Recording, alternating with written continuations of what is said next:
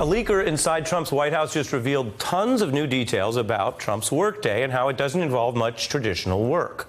3 months of Trump's schedules now splashed across the news site Axios, which reports over 60% of Trump's day in these schedules consists of what's not generally considered work in the federal government. Open time, where Trump watches TV or lounges around. The White House has famously dubbed this executive time. Other insiders have leaked about how E-time is mostly Trump, quote, watching TV, reading the papers, and responding to things on Twitter. Now, in previous special reports on The Beat, we documented how Trump works less than other presidents, golfs more, and let years pass without even filling federal vacancies that only a president can appoint. What's new tonight, beyond those reports, is the sheer detail of these internal calendars. The Trump administration never wanted the public to see them, and this may be why. The private schedule reveals that on days when he's not traveling, Trump kicks off his day with 3 hours of executive time. The first actual meeting with another person will come in the 11 a.m. hour, typically followed by executive time, followed by lunch, and then more executive time. Now, you might be thinking, all this unstructured alone time must be exhausting. How long can you keep it up? The answer is not long, because most of the time, 67%, Trump calls it quits before or by 5 p.m. The shorter hours, a contrast to past presidents. Bush was in the office by 7 a.m. Obama came in around 9, compared to Trump's leisurely 11 a.m. And it's not about whether you're an early riser or a night owl, because bottom line, Bush's schedule showed a 10-hour-plus day in the Oval Office. Obama's showed 9 official hours, plus a habit for late-night memos in the residence. Trump clocking in at a cool 6 hours a day in the Oval.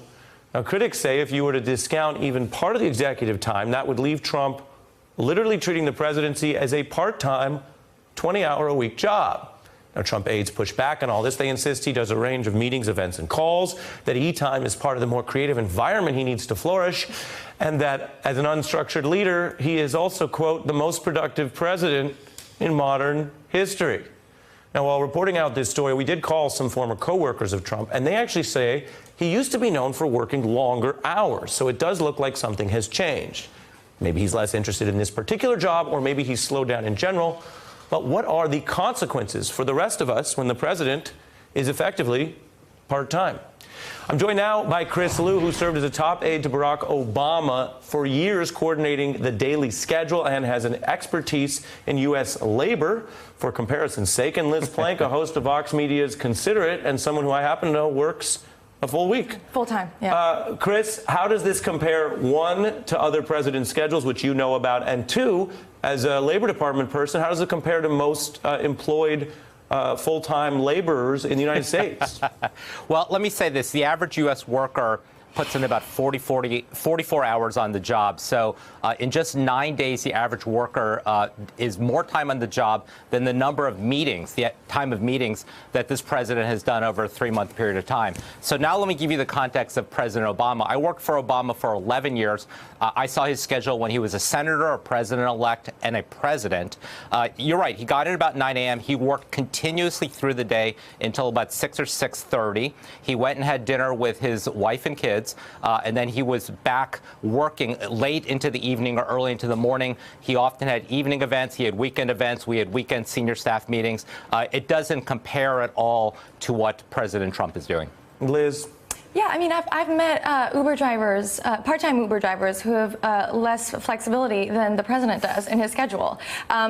Your producer actually handed me a copy of your sort of standard Wednesday. That's the real schedule from the Axios leak. Yes, yeah. And it is, I mean, in his defense, it's hump day. Wednesdays can be difficult. It's hump day, but what do you see there? I don't see, there's a lot of executive time, to your point, from 8 to 11, then 11:30, at 11 he has a half-hour meeting, and then back to executive time, then an hour lunch, and then more executive time, and then that's it. That's a big day. And, you know, yeah, 2/3 of his time is basically unaccounted for. We do not know what the president is doing 60% of the time. And what, you know, it's funny, it's easy to just, you know, chalk that up to being lazy, but it's also the secrecy. It's kind of strange that your own staff doesn't know what you're doing. That is not the standard. The close staff, because I've been around as a reporter, I've been in there sometimes in the Oval. the close staff knows exactly whether you're in the Oval or not. Right. And if you're not doing anything. Exactly. And so you have to wonder the person who leaked this, if they're just leaking it because they're, if they want the president to get to work, or if they're worried that some of the things that he's doing. If they're worried he's not being accounted for. productive, which Right. is something that even the Trump supporters would say, well, wait, we elected someone, we want them to get the agenda done. It's hard to do that if you never go to work. Right. Exactly. Or it could be someone just being messy. Perhaps. Chris, I want to contrast this in all seriousness to the reporting here of what the president says he's doing. Look at November. Trump was heading down to Mar-a-Lago for 5 days, which he claimed was a working trip to the press. So we're going now to the southern White House. We have a lot of work we're going to be doing in Florida. But now we have Trump's calendar showing that while he's in Mar-a-Lago, one scheduled event, a block of time on Thanksgiving, thanking military families. The private schedule, though, for the next day reveals 9 hours of executive time with nothing else on the private schedule. What does that even mean, Chris? I mean, in your view, it's the private day off. Is that correct? Yeah, I mean, right. I mean, look, if you look through all 3 months of the schedules, as I did, there are policy briefings in there, there are personnel meetings, there's time with the cabinet. So we can stipulate that some of this executive time may be legit, but the presumption is that the president really is not working, and you base it on all the accounts that he's on the phone, he's gabbing with his friends. Believe me, he's certainly not reading his policy memos, because if you believe the reporting, he likes 1 or 2 page memos. He likes a lot of pictures in there. How long can you really spend looking at a 1-page memo with a bunch of pictures? Yeah, and sometimes, Liz, the joke becomes basically true. Here's an older soundbite of Colbert. Take a look. It's the end of the work week. Of course, Donald Trump's work week never really begins. Personally, I think the president of the United States should work at least as many hours as a 15-year-old saving up for an Xbox.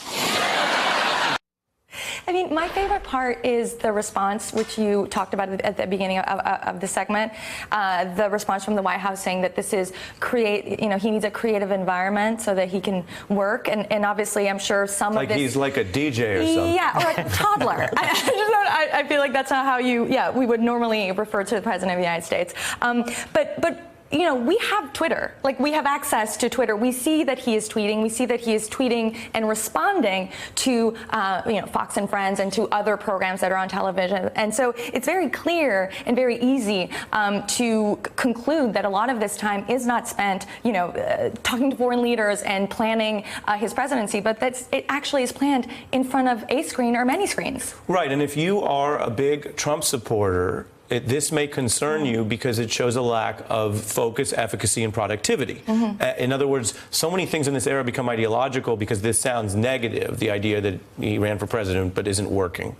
But people can interpret that as they see fit. Right. But if you're a big supporter, you would want the person using that powerful office and not appearing to waste so many hours. Presidential time, one of the most valuable things. And it may explain why there's so many vacancies, because no one else can pick up that part of the job for him. He has to pick those appointees. We had here Interior Department, 41%, Justice Department, 41%, Labor Department, 43%. The numbers bear some of it out. Liz Plank and Chris Lu, thanks to both of you. Thank you, Ari. Hey, I'm Ari Melber from MSNBC. You can see more of our videos right here, or better yet, subscribe to our YouTube channel below. You could have been anywhere in the world, but you're here with us, and we appreciate that.